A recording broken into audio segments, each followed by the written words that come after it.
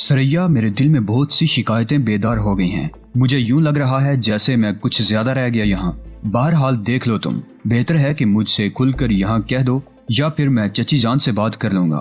तो फिर तुम ही बता दो जमीला, मैंने दिलचस्पी से उसे देखते हुए कहा। वो फोड़ पने से हंसने लगी और मैं गहरी निगाहों से उसका जायजा लेता रहा। फिर उसने आंखें मटकाते हुए इधर उधर देख कर कहा, छोटी बीबियों की बात नहीं है सरकार। क्या? अरे हमें सब पता है, हम यहीं पले बड़े जवान हुए। छोटी बीबियां हम पर पूरा पूरा एतमाद करती हैं, सारी बातें हमारे सामने कर लिया करती हैं। हमें एक एक बात मालूम है इनकी। आप समझते हैं कि हम सिर्फ नौकरानी ही हैं? नहीं जमीला, ये बात तो मैं तुमसे पहले भी कह चुका हूँ कि अगर तुम्हें और छोटी बीबियों को एक साथ एक जैसे कपड़े पहनाकर खड़ा कर दिया जाए तो दर हकीकत तुम इन सब से प्यारी लगती हो। मेरे इन अल्फाज ने जमीला का चेहरा गुलनार कर दिया। औरत हमेशा अपनी तारीफ से खुश हो जाती है, चाहे वो किसी भी सतह की औरत हो। जमीला की आंखों में मस्तियां उभर आई, कहने लगी, हमारी बात छोड़ें सरकार, शक्लो सूरत जैसी भी है, हूँ तो नौकरानी। खैर मुझे इस बात का अफसोस है जमीला कि तुम नौकरानी हो। तुम्हें तो सही मानों में किसी घर की मालकन होना चाहिए था। मगर वो छोटी बीबियों की क्या बात है सरकार? सब ने एका कर लिया है। सब कह रही थी कि आप हरजाई हैं, सबको बेवकूफ बना रहे हैं। सब की सब एक दूसरे से बातें करके होशियार हो गई आपकी तरफ से। कह रही थी कि कोई भी आपसे बात ना करे, आप हर एक को बेवकूफ बना रहे हैं। और सरकार सारी की सारी शहाना बीबी से जल गई हैं। मैं चौंक पड़ा। मैंने आस्था से कहा, शहाना बीबी से? तो और क्या, शहाना बीबी को रात को आपके कमरे से निकलते हुए देख लिया गया था और फरजाना बीबी ने उन्हें देखा था। अरे बाप रे, मेरे मुंह से बेख्तियार निकल गया। और जमीला फिर हंसने लगी। तुम हंसते जा रही हो और मेरी जान निकल गई है। डर गए सरकार? भाई डरना ही है। अब तुम खुद बताओ, शहाना बीबी अपने किसी काम से मेरे कमरे में आई थी, बातें करके चली गई और उसके बाद उन्हें देख लिया गया। अब ये सारे लोग गलत फहमी का शिकार हो जाएं, तो इसमें मेरा क्या कसूर है? जमीला ने हंसते हुए कहा, सारी की सारी आपके कमरे के दरवाजे पर जमा थी सरकार। आपने जो बातें शहाना बीबी से की होंगी सब ने सुन ली हैं। बड़ी चालाक हैं ये सब की सब। मेरे खुदा मेरे खुदा, अब मैं इन लोगों के दिल से कैसे ये बात निकालूं कि शहाना से मेरी कोई ऐसी वैसी बात नहीं हुई है। मैंने बज़ाहिर बौखलाते हुए कहा, हम क्या जाने सरकार, हमने तो जो था आपको बता दिया। अच्छा जमीला, फिर तो तुम भी मेरे कमरे में नहीं आओगी। अरे नाक चोटी कटानी है क्या हमें अपनी? हम तो चलते हैं। इतनी देर में अगर किसी ने हमें बातें करते हुए देख लिया तो हमारी तो मौत ही आ जाएगी। जमीला तेज तेज कदम उठाती हुई वहाँ से आगे बढ़ गई। मैं सर खुजाता रह गया। फखरू के बारे में थोड़ी बहुत मालूमात जमीला से हासिल हो गई थी। मैं जो कुछ करना चाहता था उसके लिए ये मालूमात जरूरी थी, लेकिन ये नई कहानी सुना गई थी वो मुझे, और ये कहानी भी खासी दिलचस्प थी। इसका मतलब है कि सब एक दूसरे की टो में रहती हैं और यहाँ कोई कदम उठाना बड़ा खतरनाक है। चौधरी इलियास जैसे कमीने इंसान के खिलाफ कुछ करते हुए बार बार दिल में यही ख्याल आ जाता था कि इसे वही ज़रब लगाई जाए जो वो दूसरों को लगाता फिर रहा है। ये बेवकूफ लड़कियां तो मेरे एक इशारे की भी नहीं थी। उनमें से एक एक को अपने जाल में फांस सकता था और इसके बाद किसी भी लम्हे किसी के भी साथ चौधरी इलियास को तलब किया जा सकता था, ताकि वो अपनी आंखों से देख ले कि वो जो कुछ दूसरों के साथ करता रहा है वो उसके साथ भी हो रहा है। लेकिन दिल के किसी गोशे में कोई इंसान भी छुपा हुआ था। शायद खानदान के बुरा न होने की वजह से दिल उस तरफ माइल नहीं होता था, पारसा नहीं था। बैरूनी दुनिया में और खुद अपने वतन में ना जाने कैसी कैसी कहानियां मेरे नाम से मंसूब थी, लेकिन हर जगह ये कहानियां नहीं दोहराई जा सकती।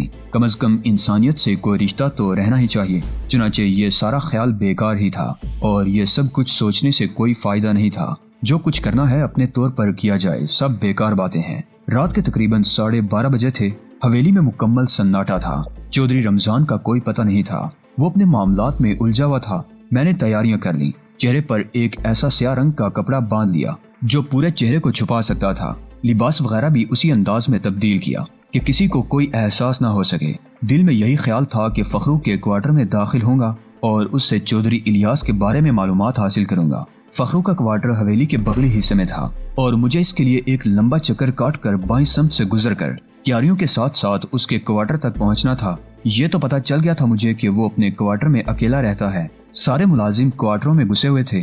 माहौल बिल्कुल सुनसान था। मैं क्यारी की आड़ लेता हुआ आगे बढ़ने लगा। ये क्यारियां अहाते के साथ साथ आगे बढ़ रही थी और इनमें बासानी अपने आप को छुपाया जा सकता था। चुनाचे मुझे आगे बढ़ने में कोई दिक्कत नहीं हो रही थी और फखरू का क्वार्टर सामने ही नजर आने लगा था। दफतन मैं ठिठक कर रुक गया। अहाते की दीवार कूद कर अंदर दाखिल हुआ था। बस मुझसे 1 आध फुट का फासला ही रह गया था। अगर एक कदम आगे बढ़ा होता तो वो यकीनी तौर पर मेरे ऊपर ही गिर पड़ता।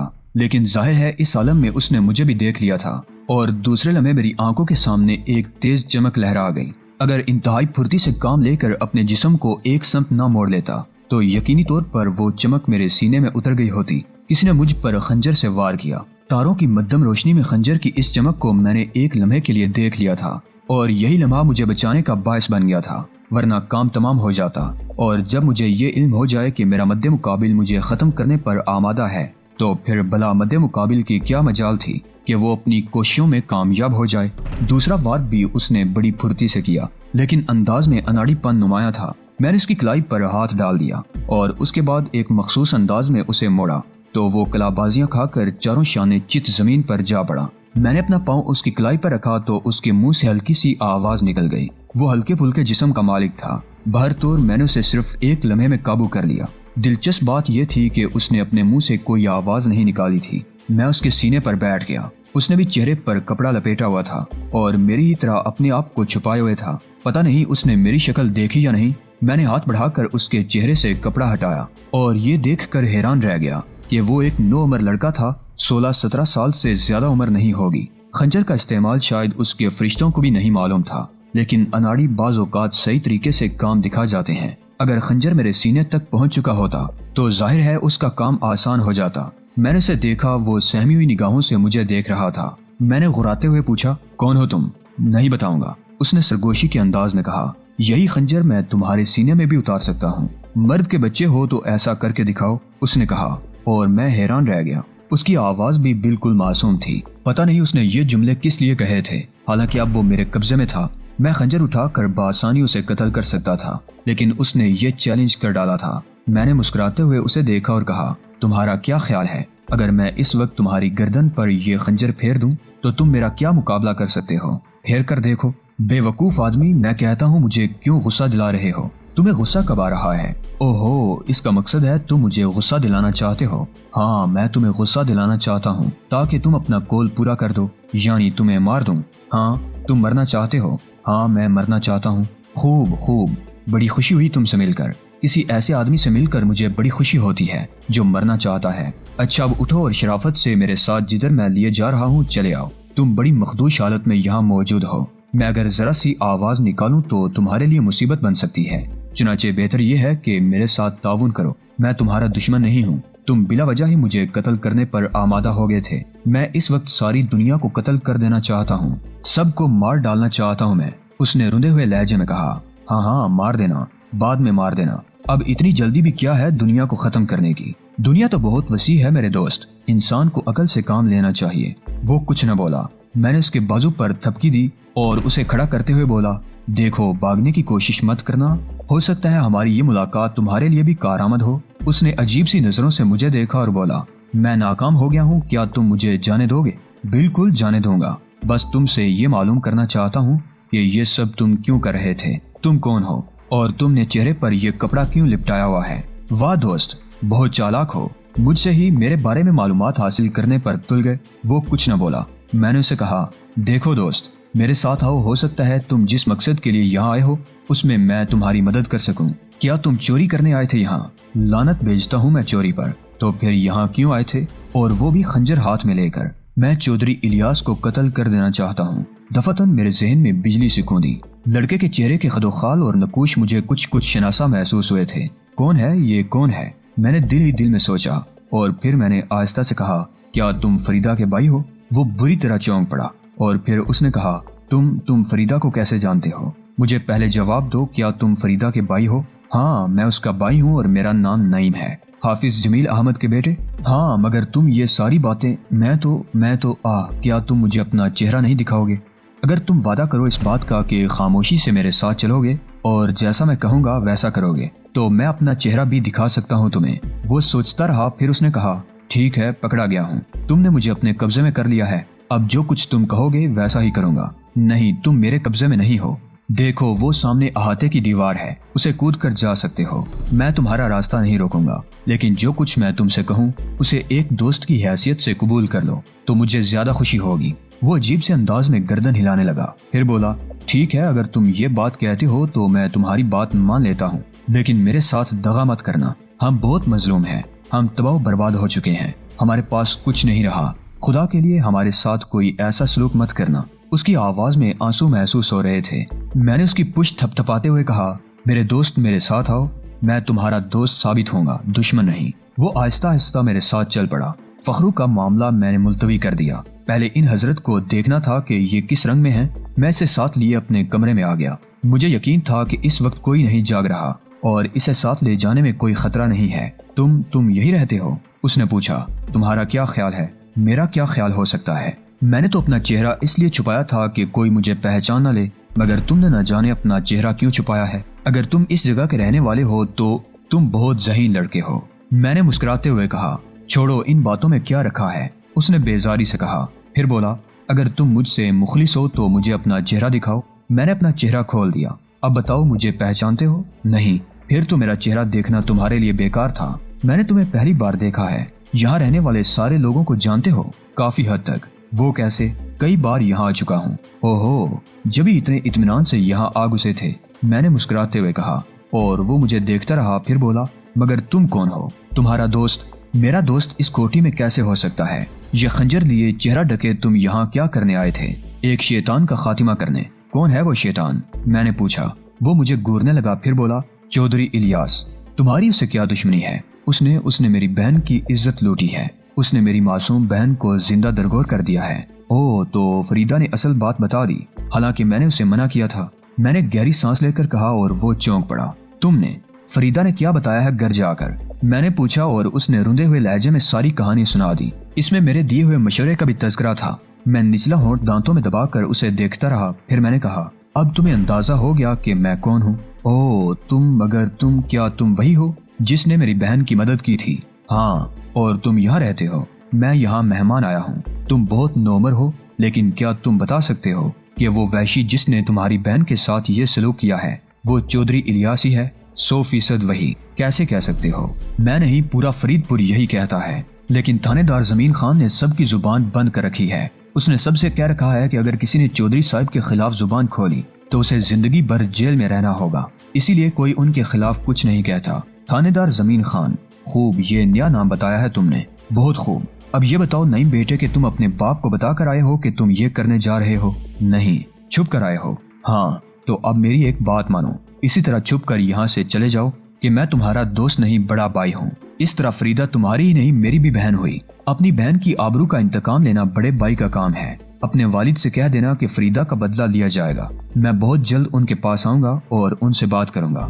وہ سسک کر رونے لگا۔ بمشکل میں نے اسے خاموش کیا۔ پھر پوچھا، بولو، میری بات مانو گے؟ ہاں، اس نے کہا، اور اس کے بعد اسے احاطے تک چھوڑنے آیا۔ احاطہ عبور کر کے اسے باہر نکالا، اور جب وہ چلا گیا تو میں اپنے کمرے میں آ گیا۔ ترتیب ہی بدل گئی تھی، سارا پروگرام الٹا ہو گیا تھا۔ اب وہ سب کچھ ضروری نہیں تھا جو میں نے سوچا تھا، بلکہ ان حالات کی روشنی میں نئے پروگرام ترتیب دینے تھے۔ ان پر سوچنا تھا، رفتار سست کر دینی تھی، کام ٹھوس بنیادوں پر ہونا ضروری تھا۔ دوسری صبح حیرت انگیز طور پر چودھری رمضان صبح کے ناشتے پر نظر آئے، مجھے دیکھ کر مسکرائے۔ او سنا بھائی، کیسی گزری ہے تیری جہانگیر جمال شاہ؟ ٹھیک ہوں چودھری صاحب۔ او بھائی، شہر میں DIG صاحب سے ملاقات ہو گئی، ڈیڈی سے؟ میں اچھل پڑا۔ او، ڈرنے کی ضرورت نہیں ہے، میرا تیرا وعدہ تھا کہ میں انہیں نہیں بتاؤں گا، سو میں نے نہیں بتایا۔ او، میں نے گہری سانس لی۔ گھر لے گئے تھے مجھے اپنے ساتھ زبردستی۔ ہماری ان کی یاری پکی ہے، مگر کیا کریں، وہ اپنے دندوں میں پھنس گئے اور ہم یہاں زمینوں کے غلام ہو گئے۔ بڑی باتیں ہوئیں۔ میں نے وہاں تیری تصویر دیکھی۔ تصویر؟ ہاں، فریم میں لگی ہوئی ہے، گروپ فوٹو ہے، سب ساتھ ہو تم لوگ، یاد نہیں؟ جی ہاں، یاد ہے۔ مزے لیے میں نے پوچھا، یہ کون کون ہے؟ اور تیمور نے مجھے بتایا تیرے بارے میں۔ میں نے پوچھا، یہ کون ہے؟ تو جانتا ہے کیا کہا اس نے؟ کیا کہا؟ میں نے گھٹے گھٹے لہجے میں کہا۔ کہنے لگے، یہ بیرون ملک گیا ہوا ہے، ان دنوں کینیڈا میں ہے۔ دل میں بڑی ہنسی آئی تھی۔ یہ اپنا فرید پور کینیڈا کب سے ہو گیا؟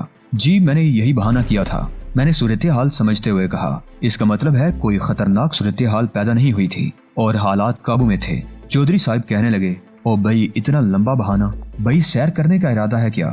جی چودھری صاحب، بری طرح اکتا گیا تھا گھر سے، اسی بہانے گھر سے نکل سکتا تھا۔ ہاں بھائی، یہ نئی نسل بڑی اکتائی ہوئی ہے اپنے ماحول سے۔ ایک ہمارا زمانہ تھا، کنویں کی مینڈک کی طرح گزار دی، کبھی سوچا بھی نہیں کہ زندگی اسے آگے ہو سکتی ہے۔ خیر چھوڑ، آج تجھے سیر کرا دی جائے گی۔ آپ کا کام ختم ہو گیا؟ او ابھی کہاں پتر، لمبا جھگڑا چل گیا ہے، گھر کی خبر لینے آ گیا تھا، کل پھر چلا جاؤں گا، تو پھر کریں تیاریاں۔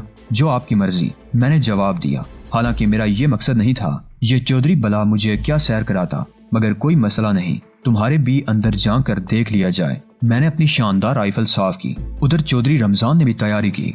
ये तैयारी भी नहीं थी क्योंकि मुझे इत्मीनान था कि उसे दूसरे दिन जाना है। वैसे भी उसकी यहाँ मौजूदगी में मेरे लिए काम करना मुश्किल हो जाता। शिकार पर चौधरी के साथ 4 मुलाजिम थे। जरूरी सामान घोड़ों पर बार कर लिया गया था। मुझे भी एक शानदार घोड़ा दिया गया। दूसरे लोग इस सारे प्रोग्राम से लाताल्लुक रहे थे।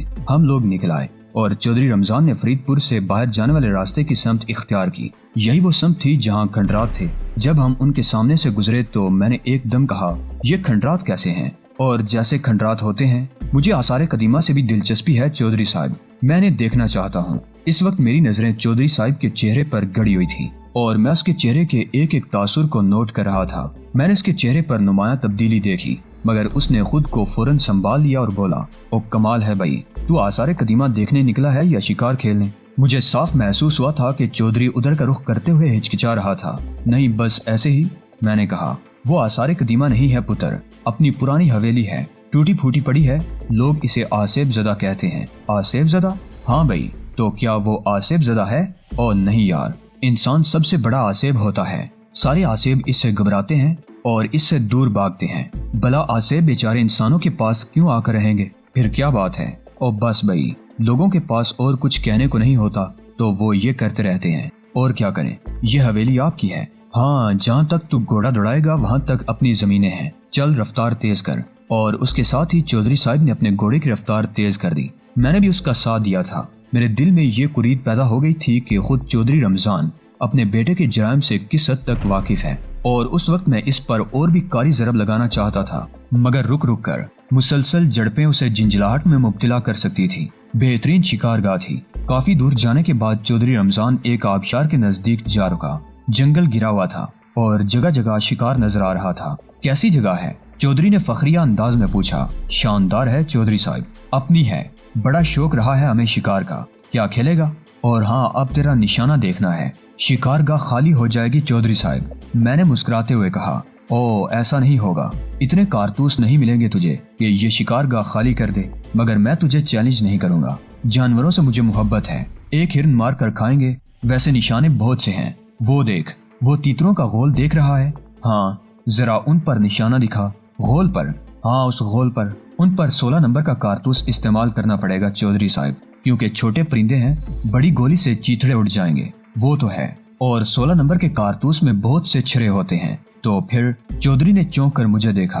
गोल में कोई ना कोई शिकार हो जाएगा। इसमें निशानाबाजी का क्या कमाल होगा? बहुत बड़ा डींगिया है भाई तू अपने बाप की तरह। फिर कैसे मारेगा इन्हें? 9 नंबर के कारतूस से, आपकी पसंद के तीतर को, मैंने मुस्कुराते हुए कहा। और चौधरी के चेहरे पर अजीब से तासुरात फैल गए। वो क्या बकवास कर रहा है? वो तीतर हैं, भैंसे नहीं हैं। अभी अभी तो कह चुका है कि बड़ी गोली से चीथड़े उड़ जाएंगे। मैं आपकी पसंद के तीतर को 9 नंबर के कारतूस से शिकार करूंगा, उसके पंजे उड़ा दूंगा, बाकी जिस्म खराब ना होने दूंगा। और ढींगिए, इससे पहले कभी तीतर मारा है? जादू दिखाएगा तू मुझे? ऐसा काम जादू से ही हो सकता है। ये 9 नंबर का कारतूस है ना?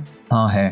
गोल का कोई एक तीतर बताइए, मैंने राइफल लोड करते हुए पूछा। और चौधरी मुझे घूरने लगा। फिर बोला, वो कंठे वाला, वो जो गर्दन में जिसकी सफेद कंठा नजर आ रहा है, मगर वो गोल में छुपा हुआ है। मैंने गर्दन हिलाई और तैयार हो गया। दूसरे मुलाजिम भी पूरी दिलचस्पी ले रहे थे, कुछ मुस्कुरा रहे थे। ये शिकार से वाकफियत रखते थे, इसीलिए चौधरी ने उन्हें अपने साथ लिया था। मगर यही कमाल दिखाने का वक्त था। मैंने निशाना दुरुस्त किया, फिर मुंह से तेज सीटी की आवाज निकाली। तीतरों के गोल में अबतरी फैल गई। उन्होंने आदत के मुताबिक छलांग लगाई और उस वक्त मैंने गोली दाग दी। मतलूबा तीतर के पांव उड़ गए और वह जमीन पर गिरकर तड़पने लगा। चौधरी बेख्तियार उसकी तरफ दौड़ पड़ा था। बाकी तीतरों का अब नामो निशान नहीं था। चौधरी ने तड़पते हुए तीतर को हाथ में उठा लिया और उसके पंजे देखने लगा। उसने आलमे हैरत में उसे ज़िबा करने की कोशिश भी नहीं की थी। मैं पुरएतमाद कदमों से चलता हुआ उसके करीब पहुंच गया। चौधरी का चेहरा फीका नजर आ रहा था। उसने तीतर को जमीन पर डालते हुए मुझे देखा और फिर गहरी सांस लेकर बोला, बड़ी बात है भाई, बहुत बड़ी बात है। आपका बच्चा हूँ चौधरी साहब, मैंने गर्दन झुकाए हुए कहा। हाँ, क्यों नहीं भाई, क्यों नहीं? चौधरी ने मेरी कमर पर हाथ रखते हुए कहा। उसके बाद वो कुछ मजमल सा हो गया था। मजीद शिकार किया गया। उसी आबशार के पास डेरा लगा लिया गया। मुलाजिम शिकार तैयार करने लगे। चौधरी घास पर दराज हो गया था। मैं उसके करीब बैठ गया। चौधरी इलियास को शिकार का शौक नहीं है? मैंने पूछा। وہ تو نہیں، میرا مطلب ہے جب وہ ٹھیک تھے۔ نہیں، وہ شکار نہیں کھیلتا تھا۔ انہیں ہو کیا گیا آخر؟ خدا جانے، ان کا علاج ہو سکتا ہے؟ بڑی کوشش کر چکا ہوں، بیرون ملک لے جائیے، میں نے مشورہ دیا۔ ہاں پتر، بات چل رہی ہے، چودھری نے ٹالنے والے انداز میں کہا۔ میں خاموش ہو گیا تھا۔ شام کو واپسی ہوئی۔ آج کا دن چودھری کی نظر ہو گیا تھا۔ جمیل احمد کے ہاں جانا تھا مگر آج اس کے امکانات نہیں تھے، خصوصاً چودھری کی موجودگی میں۔ شکار سے واپس آنے کے بعد رات تک چودھری سے ملاقات نہیں ہوئی، البتہ رات کے کھانے پر وہ موجود تھا۔ چودھری الیاس بھی تھا۔ میں نے چودھری رمضان کو اس وقت بھی مزمل ہی دیکھا۔ مجھ سے بولا، پتر شکار کو نکل جایا کر، 2-4 دن کا کام اور رہ گیا ہے میرا، اس کے بعد تیرا میرا ساتھ ہوگا۔ جی چودھری صاحب، آس پاس بھی بہت سی زمینیں ہیں میری، وہاں جانا چاہے تو آدمی دے دوں تجھے؟ نہیں چودھری صاحب، ابا کوا چاہیے، چودھری الیاس بولا اور چودھری رمضان چونک کر اسے دیکھنے لگا۔ کوا لوں گا، وہ پھر بولا۔ چودھری اٹھ گیا تھا۔ میں واپس اپنے کمرے میں آ گیا۔ چودھری مجھے کافی ڈسٹرب نظر آ رہا تھا، نہ جانے کیوں مجھے اس پر شک ہو گیا۔ رات کو میں اپنے کمرے سے نکل آیا، غالباً چھٹی حس نے یہ احساس دے دیا تھا۔ باہر میں نے چودھری رمضان کو الیاس کے کمرے کی طرف جاتے ہوئے دیکھا۔ میں نے کامیابی سے اس کا پیچھا کیا اور ایک ایسی جگہ تلاش کر لی تھی جہاں سے دونوں کو دیکھ سکوں۔ الیاس کے کمرے میں روشنی تھی، چودھری الیاس اسے دیکھ رہا تھا۔ تیار بیٹھے ہو پتر؟ چودھری نے طنزیہ لہجے میں کہا۔ نہیں ابا، سونے جا رہا ہوں۔ کہاں پتر؟ چارپائی پر۔ چارپائی زیادہ اچھی جگہ ہے بیٹا، ابا مجھے شہر جانے دو۔ شہر؟ ہاں ابا، بستی اب چھوٹی لگتی ہے، شہر میں تیرا علاج ہو جائے گا بیٹا۔ نہیں ہوگا ابا، جانے دو نا۔ دیکھ الیاس، اب بھی باز آ جا، کب تک بستی والوں کو روک کر رکھوں گا میں؟ کب تک مجھے بلیک میل کرتا رہے گا؟ ابا شہر جانے دو۔ اوے شیر کے بچے، وہاں تیری دیکھ بھال کرنے والا کون ہوگا؟ میں خود ابا۔ اوے چپ کر جا، اونٹ پہاڑ کے نیچے نہیں آیا، بھی آئے گا تو پتا چلے گا تجھے۔ نہیں آئے گا ابا، دیکھیں گے۔ ابھی تجھ سے ایک بات کہنا چاہتا ہوں۔ کیا؟ گھر میں مہمان آیا ہوا ہے، اپنا بچہ ہے مگر DIG کا بیٹا ہے، پولیس والے کا خون ہے، خطرناک بھی ہو سکتا ہے۔ کیوں آیا ہے؟ او بس آ گیا ہے، تو خیال رکھنا۔ خیال رکھوں گا ابا، مگر مجھے شہر بھجوا دو۔ بھجوا دوں گا مگر ایسے تو نہیں، انتظام کرنا پڑے گا، یہ بتانا تھا تجھے۔ چلتا ہوں، چودھری نے کہا اور وہاں سے ہٹ گیا۔ اب بھی صورتحال نہ سمجھتا تو مجھ سے زیادہ بے وقوف کوئی نہ ہوتا، مگر یہ بلیک میلنگ کا کیا معاملہ ہے، یہ کیا قصہ ہے؟ دوسری صبح پرسکون تھی۔ چودھری ناشتے سے پہلے جا چکا تھا۔ میرا ناشتہ کمرے میں ہی آیا، پھر ناشتے سے فارغ ہوا ہی تھا کہ شاہانہ آ گئی۔ میں اسے دیکھ کر چونک پڑا۔ ہیلو شاہانہ۔ ہیلو، کیسے ہو؟ وہ بولی۔ بہت دیر کے بعد خیال آیا۔ میں نے مسکراتے ہوئے اس سے کہا، ہاں مجھے احساس ہے، بس یوں سمجھ لو خوفزدہ ہو گئی تھی۔ کس سے؟ سب سے اور اپنے آپ سے۔ سمجھا نہیں۔ کیا سمجھاؤں؟